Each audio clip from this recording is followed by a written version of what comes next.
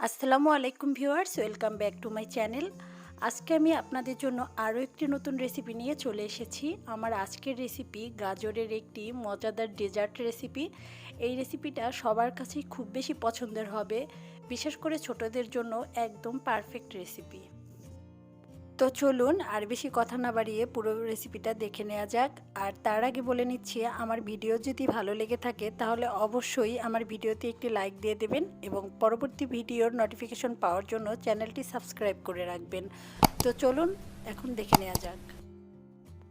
গাজরের এই সুস্বাদু ডেজার্টটা বানানোর জন্য ফার্স্টে আমি একটা প্যানে 1.5 টেবিল পরিমাণের ঘি দিয়ে দিলাম। এটা অবশ্যই ঘি দিয়ে করার ট্রাই করবেন, তাহলে সবচাইতে বেশি মজার হবে। এটা তেল দিয়ে ভালো লাগবে না। তো এখন এই ঘির মধ্যে আমি কুচি করে রেখেছি গাজর। এই গাজরটা 3 মিনিটের মতো ভেজে নেব। এটা ভেজে নিলে গাজরটার থেকে খুব সুন্দর একটা স্মেল আসে এবং এই ডেজার্টটা অনেক বেশি ভালো হয়।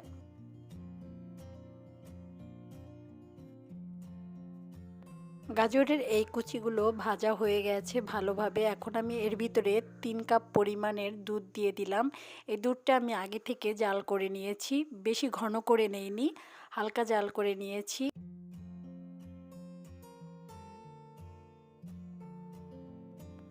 এর ভিতরে এখন আমি হাফ চা চামচ লবণ দিয়ে দিলাম। আর অবশ্যই লবণটা দিয়ে দিবেন, তাহলে গাজরগুলো তাড়াতাড়ি সিদ্ধ হয়ে যায়। তো এ পর্যায়ে লবণ দিয়ে আমি এটাকে ঢেকে দেব 5 মিনিটের জন্য। 5 মিনিট হয়ে গেছে, আমি ঢাকনাটা তুলে আবার ভালোভাবে একটু নেড়ে চেড়ে দিচ্ছি। আমি এখন একটু চেক করে নেব গাজরটা সিদ্ধ হয়েছে কিনা। গাজরটা সিদ্ধ হয়ে গেছে, দেখতেই পাচ্ছেন। অবশ্যই গাজরটা সিদ্ধ হওয়ার পরে এখানে আমি চিনিটা ব্যবহার করব, কারণ চিনিটা আগে দিলে গাজরটা সিদ্ধ হতে একটু সময় বেশি লাগবে। এজন্য গাজরটা যেহেতু সিদ্ধ হয়ে গেছে, এ পর্যায়ে আমি হাফ কাপ চিনি দিয়ে দিচ্ছি।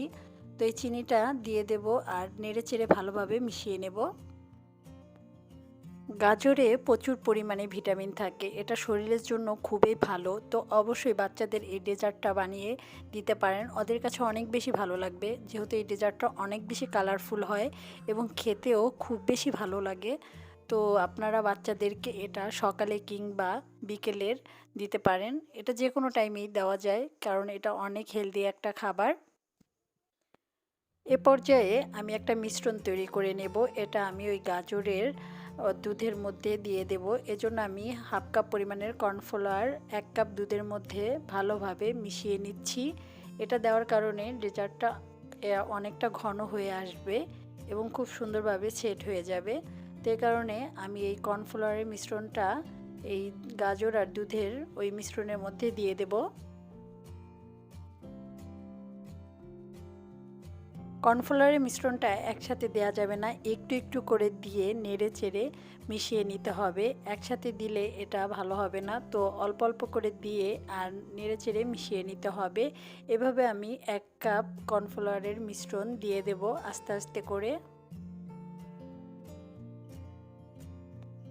সবটুকু কর্নফ্লাওয়ারের মিশ্রণ আমি দিয়ে ভালোভাবে এটাকে দুধ আর গাজরের সাথে ভালোভাবে মিশিয়ে নিচ্ছি। এটা অনবরত নাড়তে হবে, যেহেতু কর্নফ্লাওয়ার দেওয়ার পরে অনেকটা ঘন হয়ে আসে।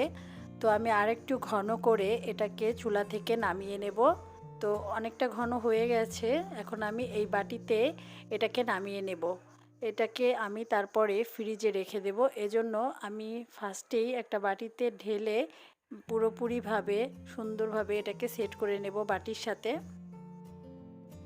এখন আমি ভালোভাবে একটু ট্যাপ করে দিচ্ছি যেন সব সাইড থেকে ভালোভাবে এটা সেট হয়ে যায় বাটির সাথে। এখন আমি ফ্রিজের নর্মাল সাইডে রেখে দেব 1 ঘন্টার জন্য। 1 ঘন্টা পরে বাটিটা নামিয়ে নিলাম। তো সেট হয়ে গেছে। এ পর্যায়ে আমি আরেকটা প্লেটে এটাকে মোল্ড আউট করে নেব। আমি এটাকে মোল্ড আউট করে নিলাম। এখন আমি একটা নাইফের সাহায্যে লম্বা লম্বা করে কেটে নেব। লম্বা করে বা আপনারা যে কোনো শেপ দিয়ে এটাকে কেটে নিতে পারেন। এটাকে আপনারা চাইলে গাজরের বরফি বা গাজরের হালুয়া ভাবেও নিতে পারেন। আমি এটাকে ঠান্ডা একটা ডেজার্ট করে নিলাম গাজরের। আর এই গরমের সময় ঠান্ডা ডেজার্ট খেতে খুবই বেশি ভালো লাগে, আর এটা সবার কাছেই খুব বেশি পছন্দের হবে। তো দেখতেই পারলেন আমি কিভাবে কেটে নিয়েছি। আপনারা চাইলে যে কোনো শেপ দিয়েই কেটে নিতে পারেন। আমার আজকের ভিডিওটি এ পর্যন্তই। আর আমার ভিডিওটি যদি ভালো লেগে থাকে তাহলে অবশ্যই আমার চ্যানেলটি সাবস্ক্রাইব করে দেবেন। আর সবাই ভালো থাকবেন, সুস্থ থাকবেন। আজকের মতো এখানেই বিদায়। আল্লাহ হাফেজ।